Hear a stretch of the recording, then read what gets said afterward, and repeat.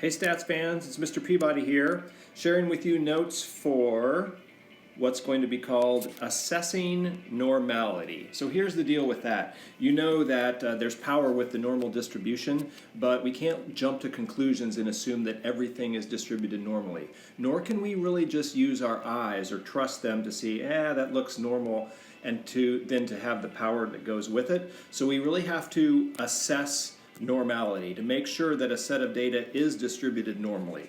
So that's what today's goal is to do. There's going to be 3 checks to do that. The first one is to plot your data. You should always plot your data. I'm going to be using from book page 122, Unemployment in the States. And it's the unemployment states or unemployment rates in the 50 states. And so I'll give you a moment, pause me now, to put those 50 data points into your list. Won't take long. All right, are you back? Good, so now we're going to plot that.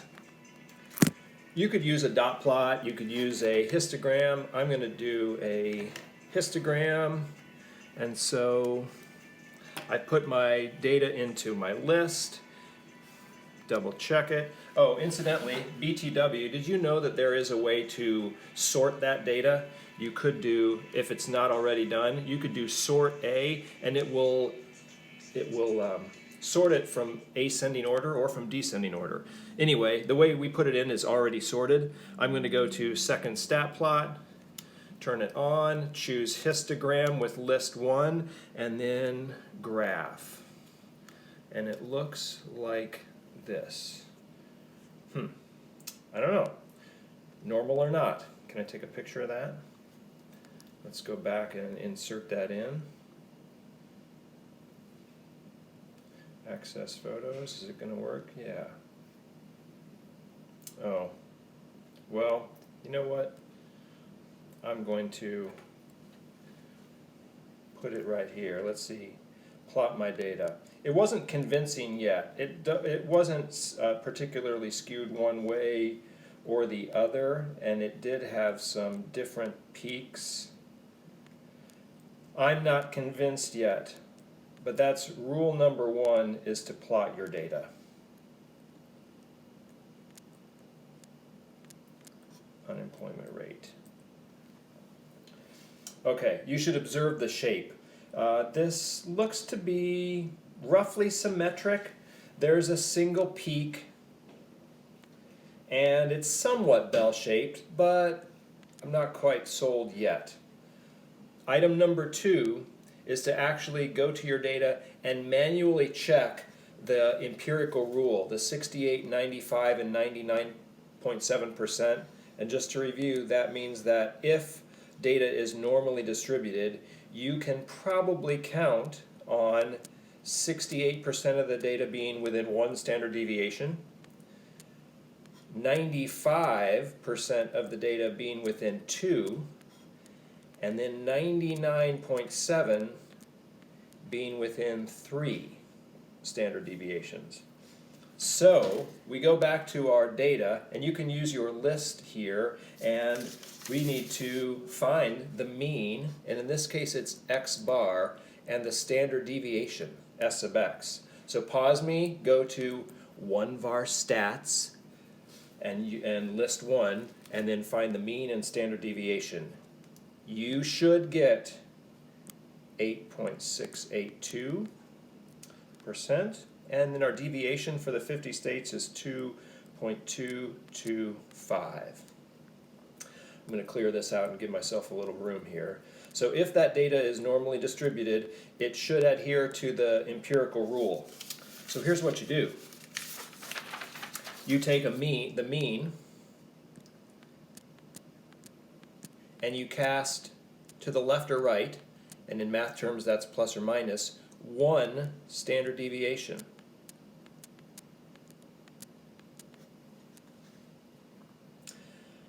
That, to me, and double check my math here, I get 6.457 to 10.907.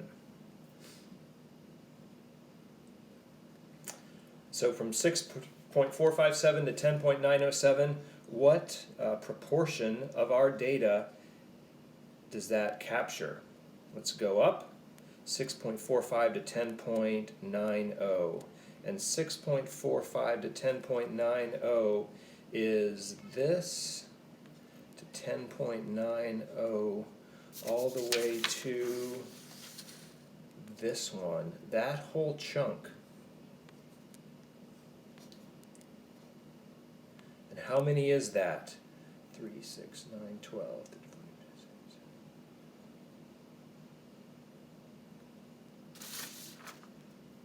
I get 36.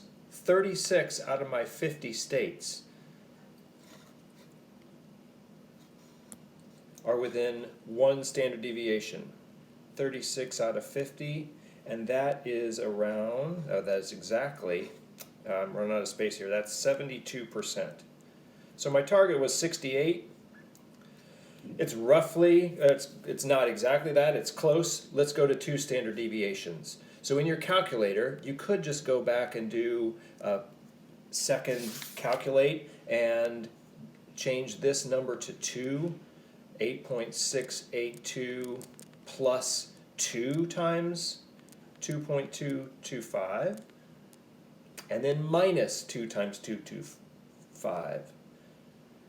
That comes to be, I get 4.232 to 13.132. Go back to your data, see what proportion that captures. Let's see, 4.232 to 13.1. So I get now this much more, and a 13.13, that much more. That gets me to 48 out of 50 now. 48 out of 50, and that's 96%.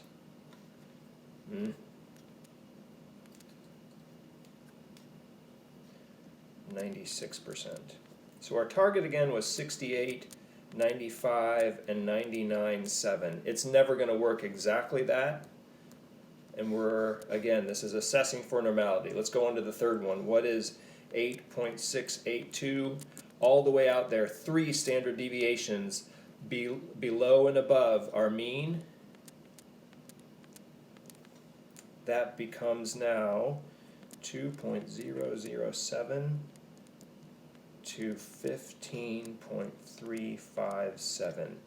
And that captures 2 to 15. Everything, 100%.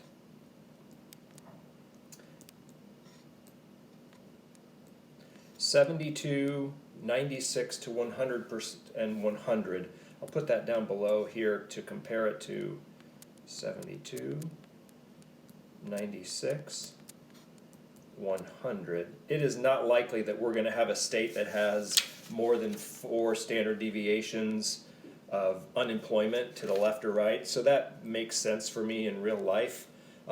So I'm still okay. Not convinced yet. The third is what's called a normal probability plot. You don't need to know the theory behind this, but you should know how to graph it. I'll show you how to graph it and then tell you what it means next. We're going back to our calculator, and your data is already in your calculator on a list, and you're going to plot a graph.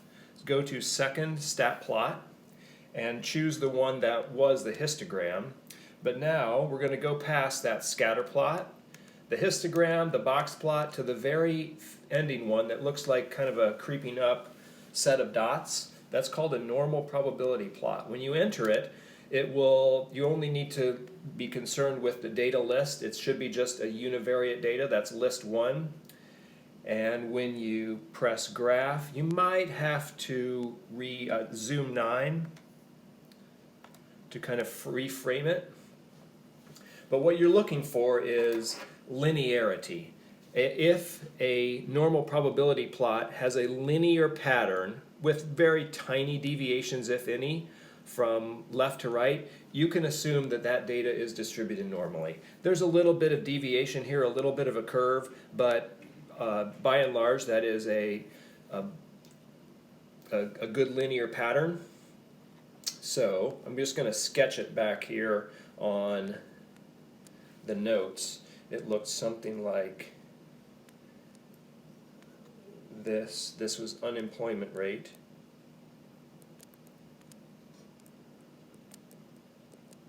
And I don't have to get every single dot in there, but just get the picture. It was something like this. And we look for a linear pattern.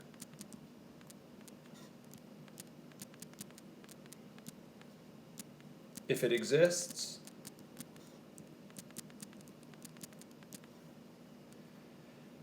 the data is approximately normally distributed.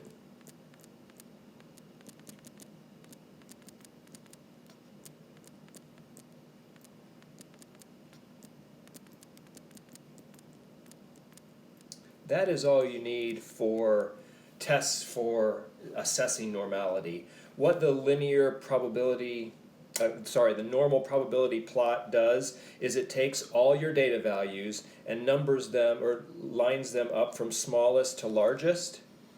Then it cuts them into quartiles and percentiles, and then it compares the data that you have and the percentiles that you have with what they should be, or what's called the z-scores for those if they were normally distributed, and it graphs what is actually the actual z-score on one axis and then the expected one on the other. So if something's normally distributed, what actual and expected should line up just about in a straight line.